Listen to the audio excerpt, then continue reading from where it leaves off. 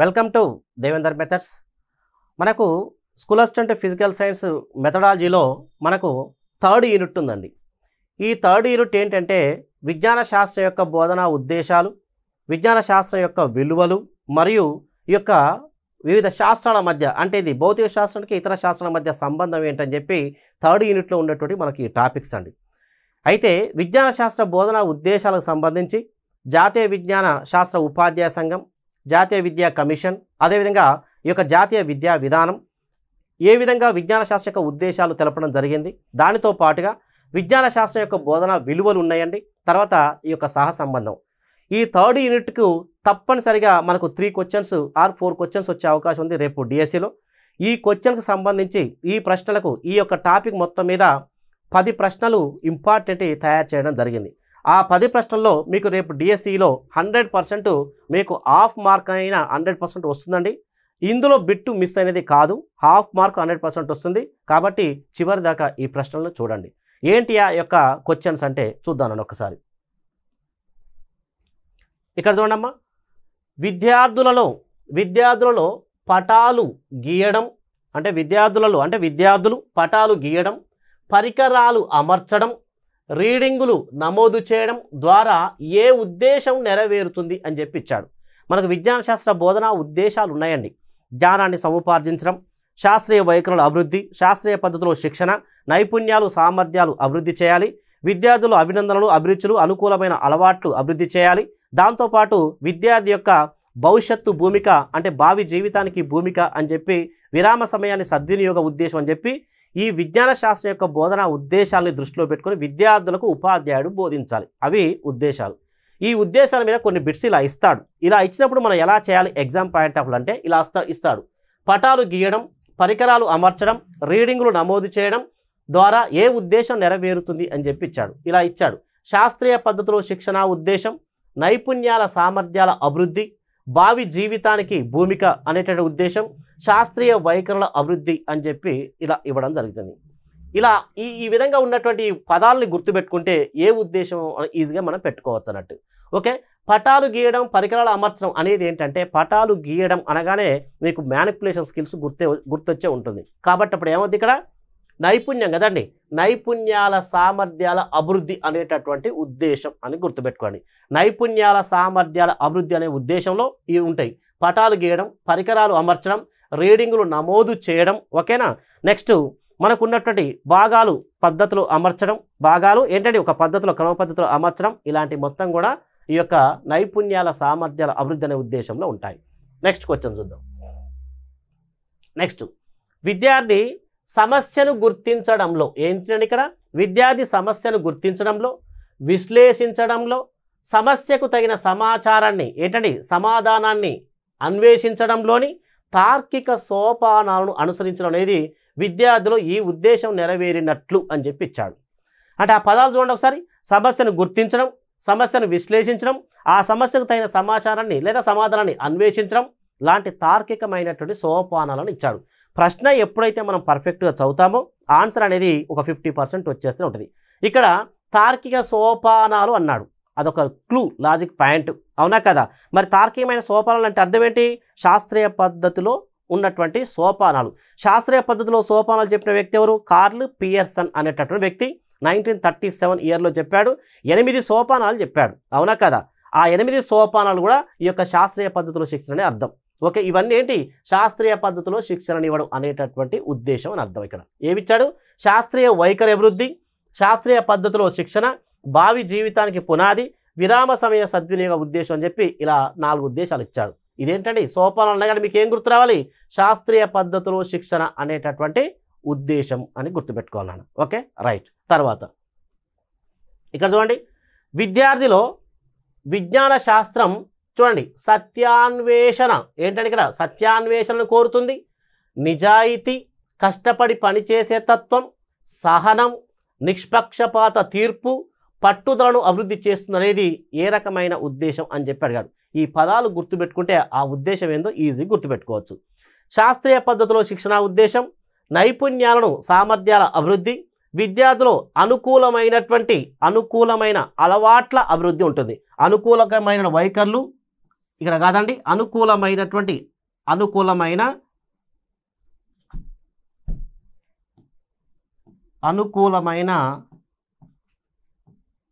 అలవాట్లు అనేటటువంటి ఉద్దేశం అండి. ఇక్కడ ఏంటంటే ఇక్కడ విద్యార్థుల్లో అనుకూలమైన అలవాట్లు అనేటటువంటి ఉద్దేశం. నెక్స్ట్ ఏది కాదు అని చెప్పి ఇవ్వడం జరిగింది. ఇవి ఏంటి అంటే విద్యార్థులలో మీకున్నటువంటి న్యూ అకాడమిక్ బుక్లో ఉంటుందండి. విద్యార్థులలో అభినందనలు, నెక్స్ట్ అభిరుచులు, అనుకూలమైన అలవాట్ల అభివృద్ధి అని చెప్పి ఉంటుంది. ఓకే, డెవలప్మెంట్ ఆఫ్ హ్యాబిట్స్ అని ఉంటుంది. దాంట్లో చూడండి, సత్యాన్వేషణ, నిజాయితీ, కష్టపడి పనిచేసే తత్వం, సహనం, నిష్పక్షపాత తీర్పు, పట్టుదలను అభివృద్ధి చేస్తున్నది ఏ రకమైన ఉద్దేశం అంటే చూడండి ఒకసారి, ఇక్కడ శాస్త్రీయ పద్ధతిలో శిక్షణ కాదు, నైపుణ్యాల సామర్థ్యాల అభివృద్ధి, విద్యార్థులలో అనుకూలమైన అలవాట్ల అభివృద్ధి ఏది కాదంటే ఇవేంటి అంటే ఈ పదాలను గుర్తుపెట్టుకుంటే C option is right answer. ఏంటిది? అనుకూలమైన అలవాట్ల అభివృద్ధి అనేటటువంటి ఉద్దేశం. ఓకే, ఇవి ఇలా ఇచ్చినప్పుడు ఇలా ఏర్పాటు చేయండి. నెక్స్ట్ క్వశ్చన్ చూద్దాం. ఈ క్రింది వాన్లో కొఠారి కమిషన్ అండి, జాతీయ విద్యా కమిషన్ అని చెప్పంటాం. ఈ కొఠారి కమిషన్ ఎప్పుడంటే 1964-66 కొఠారి కమిషన్కు సంబంధించిన అన్నాడు. మనం క్వశ్చన్ చదివేటప్పుడు కూడా ఏం చేస్తామంటే ఫ్లోలో సంబంధించిన గుర్తుపట్టం ఇలాంటివి ఉంటుంటే ఒక హాఫ్ మార్క్ పోయి జీవితం మొత్తం కూడా 2008లో రాసినటువంటి కొంతమంది వ్యక్తులు హాఫ్ మార్కులో జాబ్ మిస్ అయ్యి ఇప్పుడు 16 సంవత్సరాలు అండి నోటిఫికేషన్ స్కూల్ అసిస్టెంట్ వారికి పోస్టులు రాక. ఈసారి ఎక్కువ పోస్టులు ఉంటున్నాయి కాబట్టి చాలా జాగ్రత్తగా చదువుకోవడం బెటరండి ప్రతిదీ కూడా. ఓకే, సంబంధించని ఈ విధంగా అడుగుతాడు. సంబంధించిన వాక్యాన్ని గుర్తించండి లేదా ఉద్దేశాన్ని గుర్తించండి అని చెప్పి ఇచ్చాడు. అంటే కొఠారి కమిషన్, జాతీయ విజ్ఞాన ఉపాధ్యాయ సంఘం, ఓకే, జాతీయ విజ్ఞాన శాస్త్ర ఉపాధ్యాయ సంఘం, NP 1986 ఇవన్నీ కూడా కొన్ని ఉద్దేశాలు చెప్పడం జరిగింది. ఇలా కొఠారి కమిషన్ సంబంధించిన ఉద్దేశాన్ని గుర్తించండి అని చెప్పి ఇచ్చాడు. శాస్త్రానికి సమాజానికి గల సంబంధాన్ని తెలుసుకోవడం అనేది ఏ ఉద్దేశం? మనకు 3 ఉద్దేశాలు చెప్పినాం కదా. జాతీయ విజ్ఞాన శాస్త్ర ఉపాధ్యాయ సంఘం కొన్ని ఉద్దేశాలు చెప్పింది, కొఠారి కమిషన్ కొన్ని ఉద్దేశాలు చెప్పడం జరిగింది, జాతీయ విద్యా విధానం 86 కొన్ని ఉద్దేశాలు చెప్పింది. అవన్నీ గుర్తుపెట్టుకుంటే ఇది దేనికి అని చెప్పి పర్ఫెక్ట్ డైరెక్ట్ గుర్తుపడతాం, టైం సేవ్ అవుతుంది, ఇంకో బిట్టు తొందరగా చేసేటట్టు అవకాశం ఉంటుంది. శాస్త్రానికి సమాజానికి గల సంబంధం తెలుసుకోవడం ఏది చెప్పిందండి? జాతీయ విజ్ఞాన శాస్త్ర ఉపాధ్యాయ సంఘమా, కొఠారి కమిషనా, లేకపోతే జాతీయ విద్యా విధానం చెప్పిందని చెప్పి మీకు తెలిసి ఉండాలి. హయ్యర్ సెకండరీ స్థాయిలో వైవిధ్యంతో కూడిన అంశాలు ప్రత్యేక అంశాలుగా ఉండాలని చెప్పి ఎవరు చెప్పారు? శాస్త్రీయ భావనలు, సూత్రాలు మరియు సిద్ధాంతాలు అవగాహన కలగజేయడం ఇది ఏది చెప్పడం జరిగింది? ప్రయోగ నైపుణ్యాలు పెంపొందించడం అని చెప్పి ఏది చెప్పడం జరిగింది? ఈ 4 పాయింట్లు ఏది కొఠారి కమిషన్ చెప్పింది? 4గిట్లో ఏది అని చెప్పి అడిగాడు. అంటే చూడండి ఒకసారి, శాస్త్రానికి సమాజానికి గల సంబంధం తెలుసుకోవడం అనేది జాతీయ విజ్ఞాన శాస్త్ర ఉపాధ్యాయ సంఘం వారు చెప్పారండి. ఇది ఒక ఉద్దేశం అని చెప్పి. నెక్స్ట్, హయ్యర్ సెకండరీ స్థాయిలో వైవిధ్యంతో కూడిన అంశాలు ప్రత్యేక అంశాలు ఉండాలి. ఇక్కడ చూడన్నా, సెకండరీ అనేటటువంటి పదం వచ్చింది అంటే లోయర్ సెకండరీ, హయ్యర్ సెకండరీ అనే సెకండరీ అనే పదం వచ్చిందంటే ఇక్కడ చెప్తున్నాను మీకు కొఠారి కమిషన్ గుర్తుపెట్టుకోండి. కానీ పదాలు మొత్తం చదవాలి. సంబంధించింది అది కూడా అడుగుతాడు ఒక్కొక్కసారి. కాబట్టి సెకండరీ అనే వర్డ్ వస్తే దాదాపు కొఠారి కమిషన్కి సంబంధించే ఉంటుంది ఎక్కువ. వైవిధ్యంతో కూడిన ప్రత్యేక అంశాలు ఉండాలి. నెక్స్ట్, శాస్త్రీయ భావనలు, సూత్రాలు, సిద్ధాంతాలు అవగాహన కలగజేయడం ఇదేంటి నానంటే NPE 1986 విద్యా విధానం యొక్క ఉద్దేశం. ఓకే, ఇది కొఠారి కమిషన్ యొక్క ఉద్దేశం. ఏంటంటే ఇక్కడ కొఠారి కమిషన్ యొక్క ఉద్దేశం. ప్రయోగ నైపుణ్యాలు పెంపొందించడం కూడా జాతీయ విజ్ఞాన శాస్త్ర ఉపాధ్యాయ సంఘం. ఇవి ఉద్దేశాలు చెప్పినటువంటి ఈ యొక్క కమిషన్లు అండి. జాతీయ విజ్ఞాన శాస్త్ర ఉపాధ్యాయ సంఘం ఇది చెప్పింది, ఇది NP 1986, ఇది కొఠారి కమిషన్, ఇది కూడా జాతీయ విజ్ఞాన శాస్త్ర ఉపాధ్యాయ సంఘం చెప్పింది. ఇలా ఒక్కొక్కటి ఏ కమిషన్లు ఏ ఉద్దేశాలు చెప్పారని చెప్పి గుర్తుపెట్టుకుంటే తప్పనిసరిగా ఉద్దేశాల మీద ఒక క్వశ్చన్ 100% వస్తుంది, గుర్తుపెట్టుకోండి. ఓకే, రైట్ నాన్న. ఇక్కడ ఉన్నదే చిన్న యూనిట్ ఇది. యూనిట్లో ఉన్నట్టు దాంట్లో 3 టాపిక్స్ ఉంటాయి. 3rd యూనిట్లో ఫిజికల్ సైన్స్ మెథడాలజీ వారికి ఉద్దేశాలు, విలువలు, సహసంబంధం. పర్ఫెక్ట్ చదువుకుంటే మనకు 3 నుంచి 4 క్వశ్చన్స్ 2 మార్క్స్ 100% చేసేటటువంటి యూనిట్ అది. ఓకే, నెక్స్ట్, ఇది కొంచెం ఫాంట్ సైజ్ చిన్నగా ఉంటుందండి, కొద్దిగా జాగ్రత్తగా చూడండి ఏంటి అని చెప్పి. ఇలాంటి బిట్స్ రేపు స్కూల్ అసిస్టెంట్ మన మెథడాలజీలో ఫిజికల్ సైన్స్ మెథడాలజీలో అడుగుతాడు. చాలా జాగ్రత్త అండి. ఇక్కడ చూడండి ఒకసారి, ఈ క్రింది వాన్లో కొద్దిగా జాగ్రత్త చూడండి. ఈ ఫాంట్ సైజ్ చిన్నగా ఉంది కాబట్టి చూడండి ఒకసారి. ఈ క్రింది వాన్లో సరైన వ్యాఖ్యలను గుర్తించండి. సింపుల్గా అడిగాడు, సరైన వ్యాఖ్యలను గుర్తించండి అని చెప్పించాడు. ఏ ఆప్షన్ ఏమి ఇచ్చాడు? ABCD ఇలాంటి ఇస్తాడు, పెద్దగా ఇలా రాసిస్తాడు. ఇచ్చి ఏబి సరైనవి సిడి కాదు అని ఇలా ఇస్తాడు. ఏబిసి సరైనవి డి కాదు అని ఇస్తాడు. ఏబిసి సరికానివి డి మాత్రమే సరైనది అని చెప్పిస్తాడు. ఏబి సరికానివి సిడి సరైనవి. ఈ 4 క్వశ్చన్లు పెద్దగా చదివి ఈ 4 ఆప్షన్లు చదివేసరికి మనకు ఏది దేనికి ఉందని చెప్పి అర్థం కాదు. టైం అయిపోతున్న తొందర ఉంటుంది. మరి ఎలా చేయాలి అని ఉంటుందండి. కానీ ఎప్పుడైతే మనం పర్ఫెక్ట్ చదివి ఉంటామో మనకు టైం అనేది బాగా ఏం కాదు, బాగా చదివినప్పుడు టైం సేవ్ అవుతుంది, ఏమీ చదవనప్పుడు కూడా టైం సేవ్ అవుతుంది. మీడియంగా చదివితే మాత్రం అటు టైం సరిపోదు, ఇటు సరిగ్గా చేయలేక మనం గదరగోళంలో పడిపోతాం. ఏమీ చదివిన వ్యక్తి ఏం చేస్తాం, ఏదో ఒకటి పెట్టుకుని పోతున్నా టైం సరిపోయింది. బాగా చదివిన వ్యక్తి పర్ఫెక్ట్ చేయగలుగుతారు కాబట్టి టైం సరిపోతుంది. అటు కాకుండా చదివిన వ్యక్తికి ఏమైంది, టైం సరిపోదు అంటుంటాడు. కాబట్టి చదివే విధానం పర్ఫెక్ట్గా ఉండాలి. ఓకే, రైట్ అన్న. ఇక్కడ చూడండి, ఈ క్రింది వానిలో సరైన వ్యాఖ్యలను గుర్తించండి అని చెప్పించాడు. ఇచ్చి ఇక్కడ ఏ ఆప్షన్, విజ్ఞాన శాస్త్రంలోని వివిధ శాఖల మధ్య, నా మాటలు కూడా వినండి కొంత కనిపించకపోతే, విజ్ఞాన శాస్త్రంలోని వివిధ శాఖల మధ్య సమన్వయం ఏర్పరుస్తూ శాస్త్రీయ భావనలు సిద్ధాంతాలతో అవగాహన ఏర్పరచడం అనేది దేని ఉద్దేశం అని ఇచ్చాడు. అది కొఠారి కమిషన్ యొక్క ఉద్దేశం అని ఇలా రాశాడు. మరి అదా కాదా? నెక్స్ట్ ఇక్కడనే మీరు క్లారిఫై చేసుకోవాలి. మనకున్నటువంటి ఉద్దేశాల ప్రకారం ఏమున్నాయి, కొఠారి కమిషన్ ఉంది, నెక్స్ట్ జాతీయ విజ్ఞాన శాస్త్ర ఉపాధ్యాయ సంఘం NP 1986 అనుకున్నాం. మరి ఇది దేనికి సంబంధించింది, కొఠారి కమిషన్కేనా అని ఇచ్చాడు. ఇక్కడ అదా కాదా ఇక్కడనే క్లారిఫై అయిపోద్ది, డౌట్ క్లారిఫై అయిపోద్దండి. సెకండరీ స్థాయిలో విజ్ఞాన శాస్త్ర బోధన అనేది ఉన్నత విద్యను సిద్ధపరిచే విధంగా ఉండాలి. ఇలాగ మీకు ఆల్రెడీ క్లూ చెప్పాను, సెకండరీ అని వస్తే అని చెప్పి. ఓకే, క్లారిఫై అయింది. ఇక్కడ జాతీయ విజ్ఞాన శాస్త్ర ఉపాధ్యాయ సంఘం అని ఇచ్చాడు. మరి దానికి సంబంధించి చెప్పిందా చెప్పలేదా? నిష్పక్షపాత బుద్ధి, నిజాయితీ, ప్రశ్నించగల ధైర్యం, క్రమానత్వం అంటే సమానత్వం లేదా మానవత్వం అని. ఇక్కడ క్రమానత్వం కాదు, మానవత్వం పట్ల గౌరవం పెంపొందించేదిగా ఉండడం విజ్ఞాన శాస్త్రం యొక్క ఉద్దేశం అని చెప్పి NPE 19 ఇక్కడ ఏంటండి 68 అని ఇచ్చాడు. మీకు ఆల్రెడీ క్లారిఫై వస్తూనే ఉంటుంది. ప్రయోగ నైపుణ్యాలు పెంపొందించడం అనేది విజ్ఞాన శాస్త్రం యొక్క ఉద్దేశం. దేంది, జాతీయ విజ్ఞాన శాస్త్ర ఉపాధ్యాయ సంఘం అని ఇచ్చాడు. ఈ 4 చదివేటప్పుడు ఏ కమిషన్ దేనికి చెప్పిందని చెప్పి ఒక క్లారిఫై వస్తుందండి. ఇది చెప్పింది ఏంటి ఫస్ట్ అంటే ఎవరు చెప్పారంటే ఇక్కడ ఇది కొఠారి కమిషన్ కాదు, చెప్పింది ఈ జాతీయ విజ్ఞాన శాస్త్ర ఉపాధ్యాయ సంఘం అండి. ఇది దీనికి చెప్పాడు. కొఠారి కమిషన్ అంటే సెకండరీ స్థాయి, అవునా కదా? సెకండరీ స్థాయి బి. మరి అంటే చూడండి ఒకసారి, ఏ అనేది కాదు, బి అనేది కూడా కాదు. ఇది చెప్పింది జాతీయ విజ్ఞాన శాస్త్ర ఉపాధ్యాయ సంఘం, సెకండరీ స్థాయి చెప్పింది కొఠారి కమిషన్. యాక్చువల్గా దీనికి అని చెప్పి ఇలా ఇవ్వడం జరిగింది. అంటే ఏ కాదు, బి కూడా కాదు ఆన్సర్. ఇక్కడ NP 1968 విద్యా విధానమే లేదు, మనకు 86 మాత్రమే ఉంది. ఇది కూడా కాదు. లాస్ట్కి ఏంటి, ప్రయోగ నైపుణ్యాలు పెంపొందించడం అనేది విజ్ఞాన శాస్త్రం యొక్క ఉద్దేశం. దేని ఉద్దేశం, జాతీయ విజ్ఞాన శాస్త్ర ఉపాధ్యాయ సంఘం యొక్క ఉద్దేశం. ఈ డి మాత్రమే సరైనది. ఓకేనా? ఇలా ఆప్షన్ చూడండి, ఇక్కడ ఏ కాదు, బి కాదు, సి కాదు, డి మాత్రం సరైనది. ఆప్షన్లు ఉన్నాయా లేవా? కాబట్టి చూడండి ఒకసారి, ఇలా చూడగానే తెలిసిపోయింది. ABC అనేది సరికానివి, డి మాత్రమే సరైనది. ఇలా చూసి ఆన్సర్లు పెట్టండి. ఈ 4 చదివితే మళ్ళీ కన్ఫ్యూజ్ అవుతారు. ఒక్కొక్కటి చదువుకుంటూ ఇచ్చినప్పుడు ఇక్కడ ఇది చెప్పింది మరి కొఠారి కమిషనా కాదా అని చెప్పి క్లారిఫై ఇచ్చినప్పుడు జాతీయ విజ్ఞాన శాస్త్ర ఉపాధ్యాయ సంఘం ఇది చెప్పింది కాబట్టి ఇది కాదు అనాలి. నెక్స్ట్ సెకండరీ స్థాయిలో విజ్ఞాన శాస్త్ర ఉపాధ్యాయ సంఘం సెకండ్ అంటే కొఠారి కమిషన్. ఇక్కడ ఏమి ఇచ్చాడు, జాతీయ విజ్ఞాన శాస్త్ర ఉపాధ్యాయ సంఘం. ఇది కాదు, 68 కాదు, 3 కావు, డి మాత్రమే సరైంది. ఆ విధంగా ఇక్కడనే క్లారిఫై అయ్యేసరికి టైం సేవ్ అయింది. ఇలాంటి బిట్స్ ఇస్తాడు కాబట్టి ఇక్కడనే మనం టైం సేవ్ చేసుకోవాలి. ఇలా ఎప్పుడైతే సేవ్ చేసుకుంటామో అందరికంటే ముందు ఉండగలుగుతాం. ఓకే, తర్వాత నెక్స్ట్ బిట్ చూడండి. ఈ క్రింది వాటిని జతపరచండి అని చెప్పి ఇచ్చాడు. ఏంటి జతపరిచేది అంటే చూడండి, బౌద్ధిక విలువ, క్రమశిక్షణ విలువ, సృజనాత్మక విలువ, నైతిక విలువ. ఈ విలువలలో కొన్ని పదాలు ఉంటాయి. ఆ పదాలు గుర్తుపెట్టుకుంటే జతపరచండి ఇచ్చినప్పుడు ఫాస్ట్గా అయిపోయిందండి. చూడండి ఒకసారి, ఈ విలువలు ఇచ్చాడు.